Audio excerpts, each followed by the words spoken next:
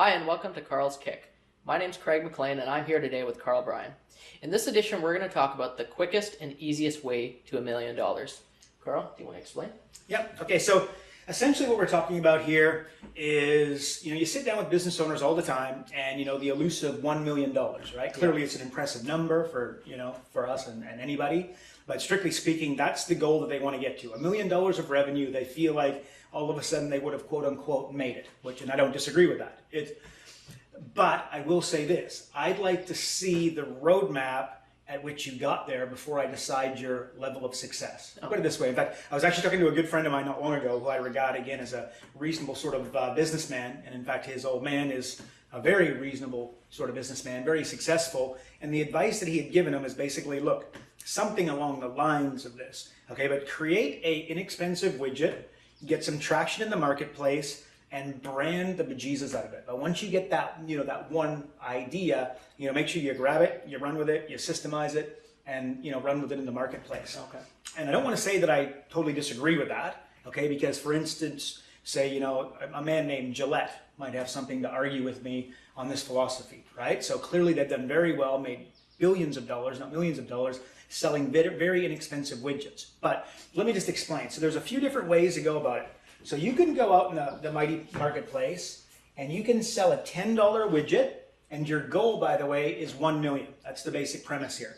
So $10, how many widgets do you need to sell to get to $1 million? Okay, and the answer there is 100,000 units, correct? Okay, so, or you could go out and you could sell $100 units, and you would have to sell how many? 10,000 in order to get to your goal. Okay, and then you could sell something slightly higher priced, and that would be a $1,000 unit, and you would move 1,000 of those to achieve your financial goal.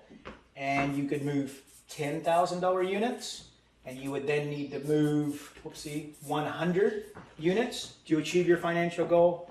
And of course, you could move up here and move $100,000 units, to achieve your financial goal. Okay, so you see what we've done there? So we're going to sell something worth $10, and we need to sell it $100,000, 100,000 times in order to achieve our goal.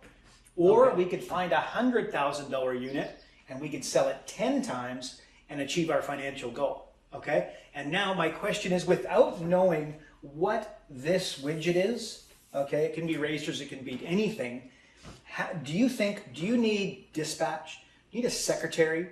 Do you need some an office and some staff and some people to answer the phone and make some phone calls and probably some salespeople? Absolutely. And the answer is absolutely, right? So without knowing you don't need to know what the widget is, but if you have to do anything 100,000 times over the course of 12 months, there's going to need to be an infrastructure. Now, let's go to the top of the ledger, and let's say that we can come up with a $100,000 unit, okay? For instance, we're going to sell $10 million homes, and we're a real estate agent, okay? But we're only going to move 10 units a year. Okay, without knowing what this widget is, in order to move 10 units, does he need a secretary? He or she need a secretary? Do they need a oak desk? Do they need 4 walls to operate out of? Do they need some high-powered, systems? And the answer is maybe, right? But strictly speaking, not necessarily. You could see how you could move 10 units if you were a good salesperson with a good process and achieve your financial goal reasonably easily. Does that make sense? Yeah. So again, in terms of moving up the food chain and acquiring and getting to your financial goals quickly, I would recommend this path versus that one without sitting down with you. Maybe you're the next Gillette and you're on your way, and I don't want to throw you off the path, but strictly speaking, that's a little bit harder of a road. So maybe, let me give you an example. What are we going to do? We're going to be a personal trainer. Okay, so I'm going to go out there in the big bad world, and then the average personal trainer, and again, I haven't had a personal trainer, but what do they charge? Like $50 an hour? At least. At least, okay, but in and around there, Around, 50, let's call him 65. Okay. So he's 65, okay. So he's $65 an hour, so where does he live? He lives somewhere in here, correct? And he sells himself on an hourly basis. So it's like, okay, well, if you want personal training, I'll roll up on Tuesday, right? And when I roll up, we're gonna go for 2 hours, so that's gonna be $130, right? Okay. Bang. Now the problem with that is quite simply, look where he's living in the food chain, towards the bottom. So now what I want you to think about is what did they do before?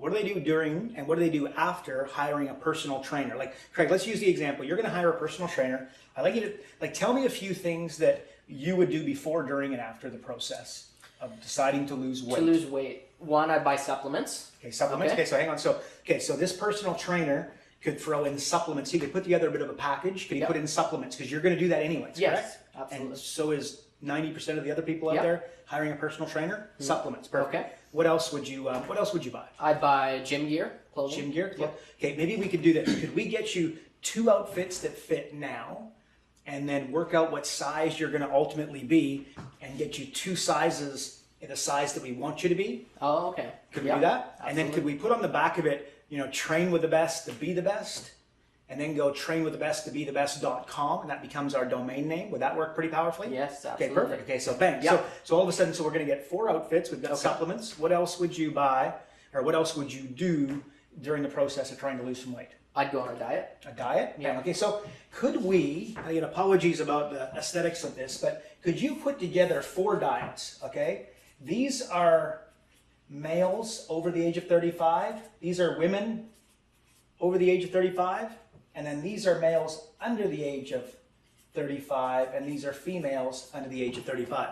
Could we put together 4 diets that fundamentally would cover everybody and then just need to be customized? Like, I like mushrooms and you don't. Yeah. So we need to tweak that. But fundamentally speaking, could you put together 4 diets, templated, and cover 85% of the population? Yes. Absolutely. Okay, so bang. So could I throw in a diet easily? Yeah. And you're going to do it anyways, Absolutely. right? So it's my diet, and I'm your personal trainer, so we got to be on the same page.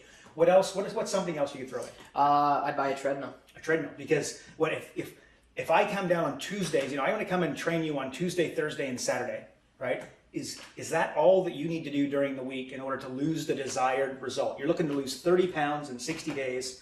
Are you going to be able to do it with me 3 times a week? No, you got to go beyond that. Okay, so the treadmill all of a sudden makes sense. So what did? We took a personal trainer that was charging $65 an hour and hoping that you stay on board, because once you stop answering the doorbell, I'm out of a job, correct? And don't think that doesn't happen in the personal training game.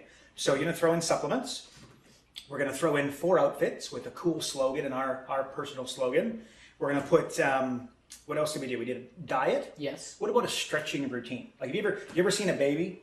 Okay. Yeah. You can fold up and basically fold them into a pretzel. You ever seen anybody that's dead? Right. Yeah.